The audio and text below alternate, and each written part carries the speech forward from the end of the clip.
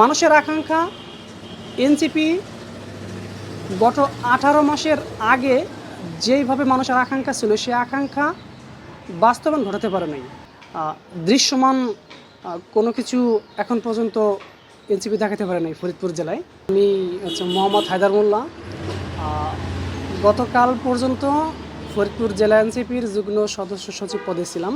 তা গতকাল যখন আমার পদকে আমি প্রত্যাহার করলাম, তারপর থেকে তো আমি আর এইখানের কিছুই না।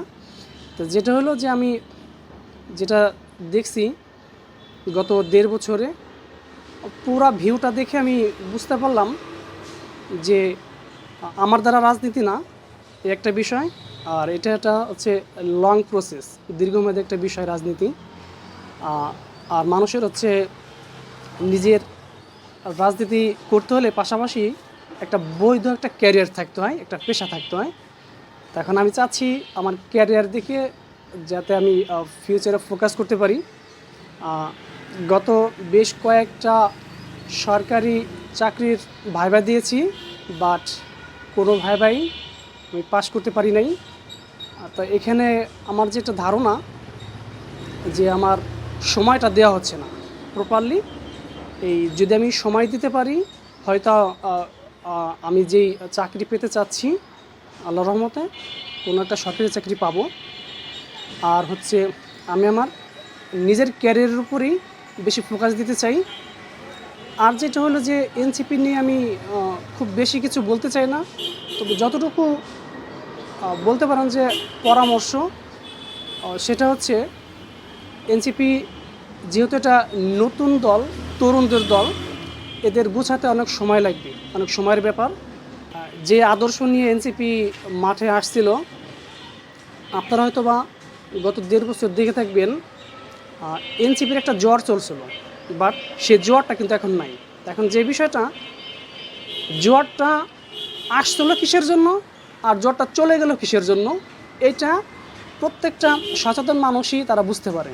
এটা আমি নিজে থেকে আমি স্পেসিফিকভাবে এই কথাটা এখন বলতে চাচ্ছি না, যে মানুষের আকাঙ্ক্ষা এনসিপি গত 18 মাসের আগে যেইভাবে মানুষের আকাঙ্ক্ষা ছিল সেই আকাঙ্ক্ষা বাস্তবায়ন ঘটাতে পারে নাই একটা বিষয়। এবং বলতে পারেন সেন্ট্রাল কেন্দ্রিক রাজনীতিটাই এনসিপির এক ধরনের মুখ্য ছিল, মানে যেটা হচ্ছে গিয়ে ঢাকা কেন্দ্রিক। ঢাকার বাইরে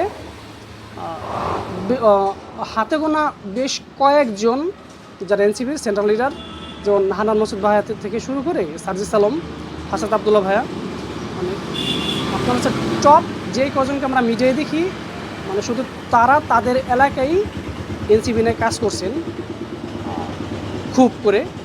কিন্তু আর এছাড়া যারা আপনার অন্যান্য জেলার বা হচ্ছে ফরিদপুর জেলা বলেন, সে আঙ্গিকে আসলে এনসিপি কাজ করে নাই, বা ফরিদপুর জেলা থেকেও আপনার ওই মানের নেতা বেরিয়ে আসে না এখনও।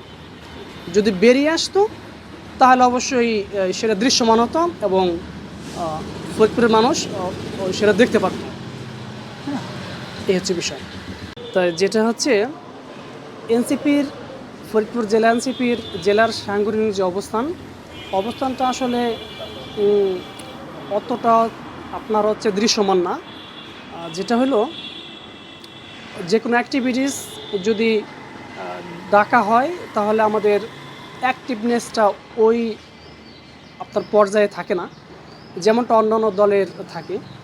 আর আমাদের যেহেতু এনসিপির যেহেতু লোকবল কম এবং বেশিরভাগই এখানে হচ্ছে তরুণ। আর যেটা হলো যে আপনার উপর থেকে নিচ পর্যন্ত টপ টু বটম যে চেন অফ কমান্ডের যে বিষয়টা, এটা যদি এরা ফলো করতে পারে হয়তো একটা আপনার ছোটোখাটো যেই যৌক্তিক বিষয় নিয়ে যে আন্দোলন বা মিছিল বলেন সেটা তারা করতে পারে। বাট দৃশ্যমান কোনো কিছু এখন পর্যন্ত এনসিপি দেখাতে পারে নাই ফরিদপুর জেলায়। আর হচ্ছে আমরা যেহেতু আমি এখান থেকে এখন একবারে চলে আসছি, আর আমার এনসিপিতে হোক আর ফিউচারে অন্য কোনো দল হোক, সেই সকল দলে আমি যাব কি না তার ডিসিশন এখন আমি নিইনি। তবে একটা বিষয় আছে, আমাদের আপনি জেনে থাকবেন যে ফরিদপুর 4 আসনের একজন এমপি মানে হয়েছেন, তিনি হচ্ছেন শহীদুল ইসলাম বাবুল ভাই। তো তিনি হচ্ছেন আমার সেম ওয়ার্ডে, মানে তিনার ওয়ার্ড আমার ওয়ার্ড সেম ওয়ার্ডে। তা এখন তিনি আমাদের ওই হচ্ছে গ্রাম বলেন বা এলাকা বলেন, সেই হিসেবে বা রাজনীতি বলেন, সব দিক দিয়েই তিনি আমাদের হচ্ছে একজন গার্ডিয়ান যাকে বলে। তো যদি ফিউচারে আমার প্রয়োজন পড়ে, সেক্ষেত্রে শহীদুল ইসলাম বাবুল ভাইয়ের সাথে সংযুক্তি আমার ফিউচারে থাকতে পারে। হ্যাঁ, যেহেতু তিনি আমার একবারে ঘনিষ্ঠ মানুষ, কাছের মানুষ, আমার যে কোনো সমস্যায় তিনি আসবেন আগে। এজন্য যদি রাজনীতিতে নেক্সটে আমি কোথাও যুক্ত হই, তবে এই শহীদুল ইসলাম বাবুল ভাইয়ের সাথে যুক্ত হওয়ার আমার হচ্ছে একটা ইচ্ছা আছে।